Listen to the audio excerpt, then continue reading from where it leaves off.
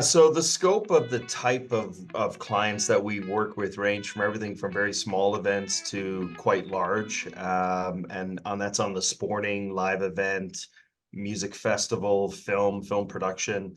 So they all have their own sort of certain levels of complexity. Example I could give you, we worked on a large multi-day sporting event that we insured for a number of years that had all kinds of auxiliary events to around it with the idea being it's enhancing the fan experience. Some of those auxiliary events included things like interactive activities, dinners, concerts, other types of event-based things that weren't sort of core to what the main risk that the insurer was picking up on. So for us, each of these auxiliary events kind of need a different level of attention.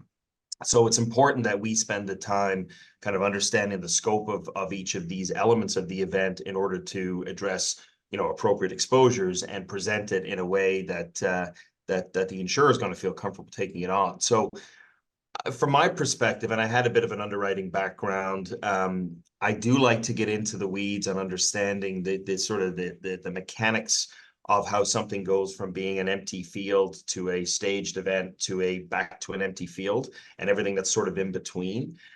So I sort of work with my mindset and what we have with my team. And by the way, my team, for the most part, has been with me for many, many years. They're amazing. They all do a phenomenal job at what they do. And that's a big thing, is to surround yourself with some really great people.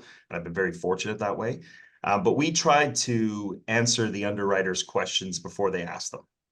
So, if you think of, again, breaking down an event that's got a concert element or a party or a fundraiser or something that's part of it, the natural things, what could go wrong? Could you have a situation that's a very negative situation that could lead to a claim?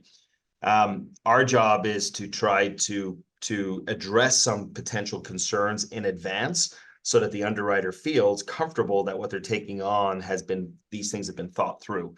So I find us having to play a role in pre-underwriting before we go to the underwriters. And that makes the whole sort of partnership collaboration piece on accepting the risk go a lot easier.